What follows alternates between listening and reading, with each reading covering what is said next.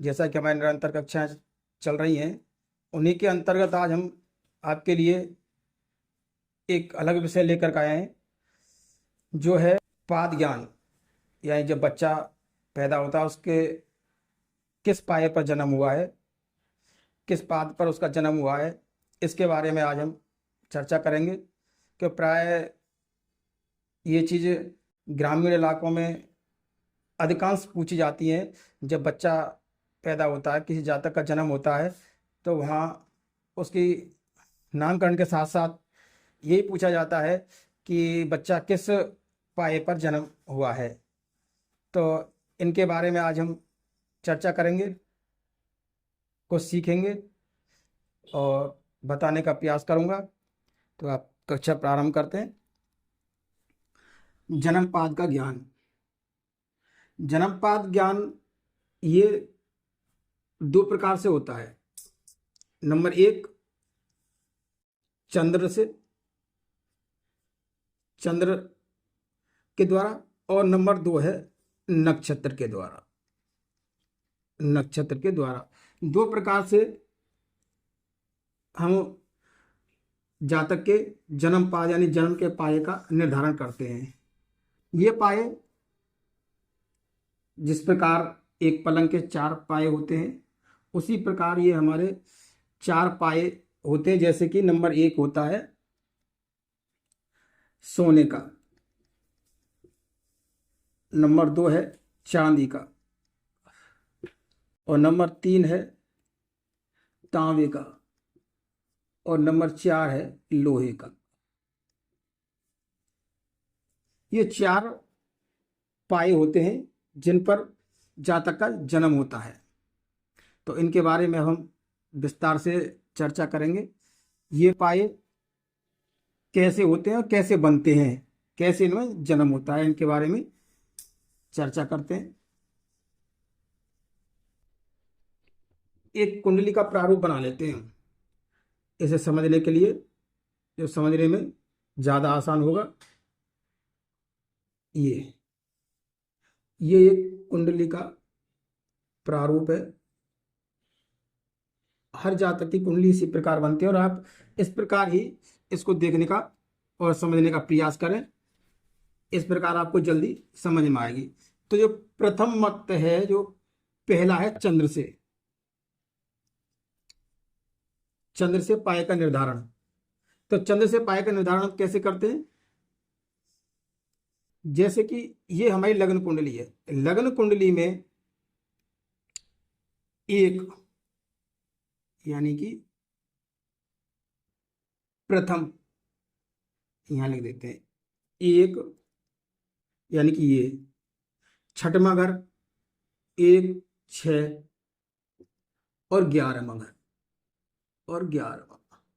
इनमें यदि चंद्र हो, कहीं भी चंद्र बैठे हो इन भावों में, तो क्या होता है? ये सोने का पाया माना जाता है। सोना पाया, ये सोने का पाया माना जाता है। अब नंबर दो, इसी प्रकार दो में सभी कुंडली में भाव यही होंगे। यहाँ लगन को भी हो सकती है, आपको बस लगन के हिसाब से जिन भावों में हम यहाँ दिखा रहे हैं उन्हीं भावों में चंद्र होगा, तो ये पाए आपके जो हम बता रहे हैं वो पाए पर जन्म जातक का होता है। तो द्वितीय भाव में, पंचम भाव में और नवम भाव में, यानी कि ये इस भाव में, इस भाव में और इसमें, यानी कि 2, 5 और 9, इन भावों में यदि चंद्रमा बैठा है लगन से, तो क्या होगा? ये होंगे चांदी के पाए। चांदी के पाए माने जाते हैं, चांदी के पाए पर जन्म माना जाता है। अब इसी प्रकार तीसरा है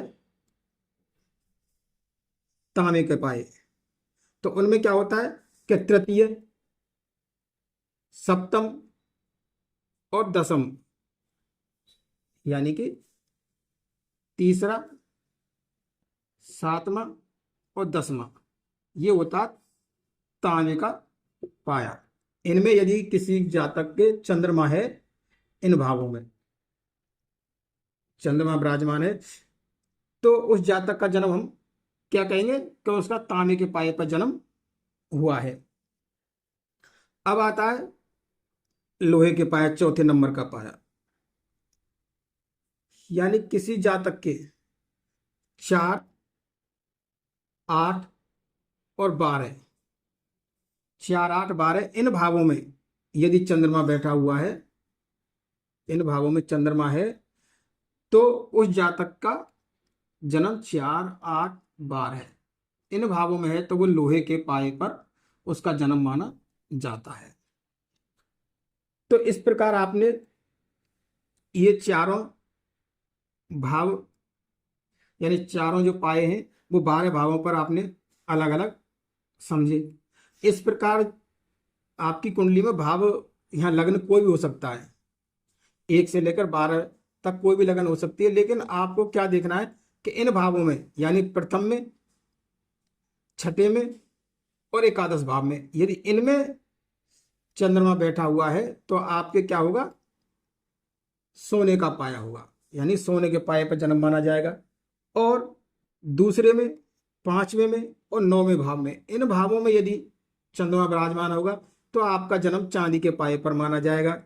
तीसरे में और 7वें में और 10वें में, यदि इनमें आपका चंद्रमा है, तो आपका तांबे के पाए पर जन्म माना जाएगा। इसी प्रकार 4 में, 8 में और 12वें भाव में, इन भाव में यदि चंद्रमा विराजमान है, तो आपका जन्म लोहे के पाए पर माना जाएगा।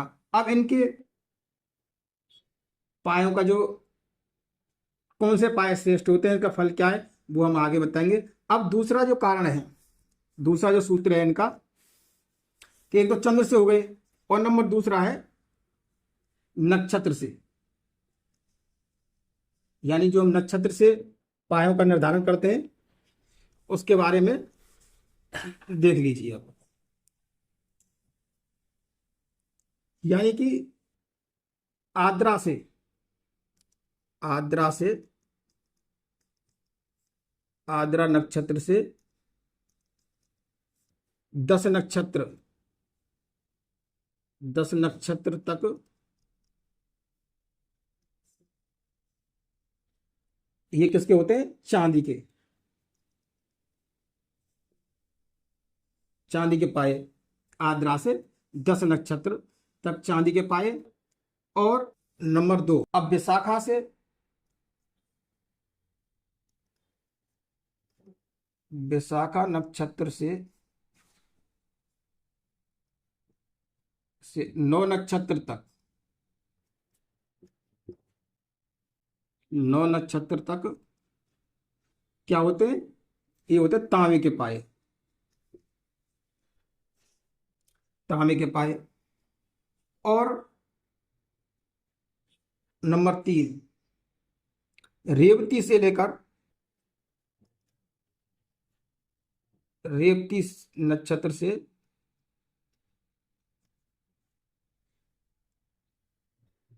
रेवती नक्षत्र से 6 नक्षत्र तक क्या होते हैं, सोने के पाए, सोने के। और बाकी जो बचे हैं, बाकी बचे नक्षत्र किसके होते हैं, लोहे के। यानी कि 10 और 9, 19 और 6, 25, यहां बचे 2 नक्षत्र, मात्र 2 नक्षत्र जो होते हैं, वो होते हैं लोहे के। अब नक्षत्र में ही एक द्वितीय मत भी है, नक्षत्र का दूसरा मत। नक्षत्र से पाए का निर्धारण में दूसरा मत,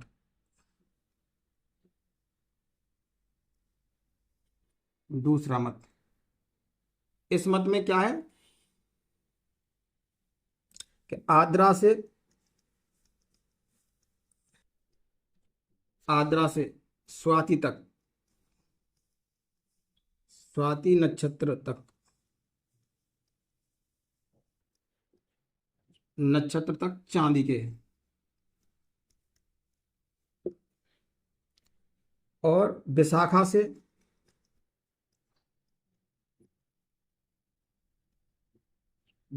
से मूल नक्षत्र तक, मूल नक्षत्र तक क्या होता है, लोहे के।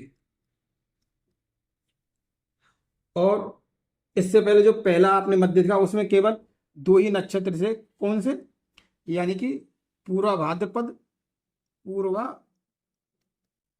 भाद्रपद और उत्तरा भाद्रपद, उत्तरा भाद्रपद, केवल ये दो ही नक्षत्र थे लोहे के पहले मत में। जो नक्षत्र से पहला मत हमने अभी बताया था उसके अंदर ये आते थे।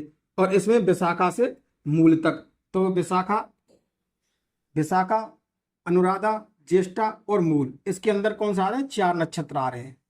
और उसमें आ रहे थे पहले में दो नक्षत्र, केवल यही पहले और दूसरे मत में फर्क है। अब विशाखा से ये हो गया। अब पूर्वा आषाढ़ा से उत्तरा भाद्रपद तक, पूर्वाषाढ़ा नक्षत्र से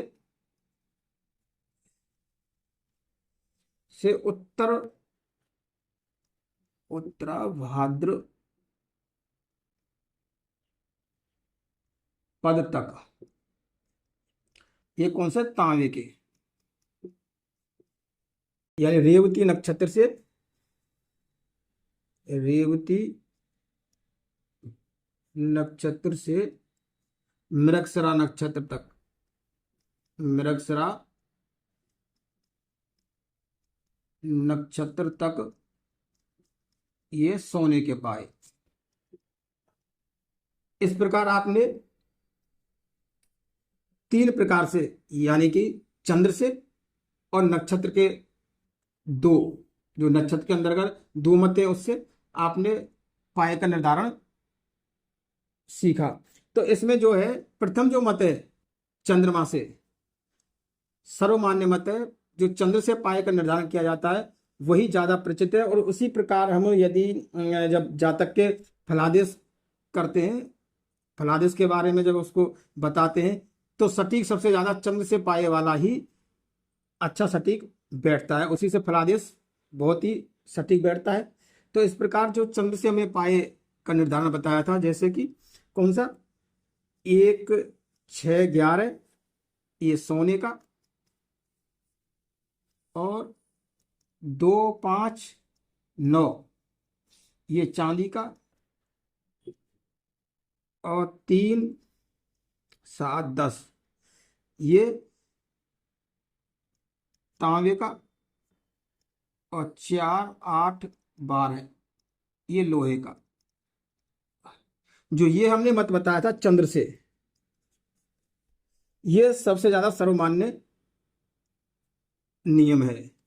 इस मत से सबसे ज्यादा जातक के फलादेश में सटीकता आती है। अब बात कर लेते हैं इनमें से कौन सा पाया ज्यादा सर्वश्रेष्ठ रहता है, कौन से पाए में जातक का जन्म अच्छा माना जाता है।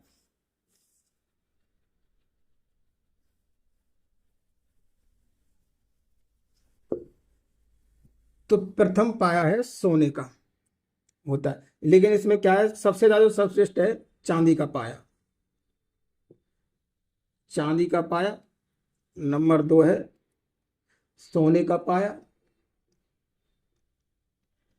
नंबर 3 है, तांबे का, और नंबर 4 है लोहे का।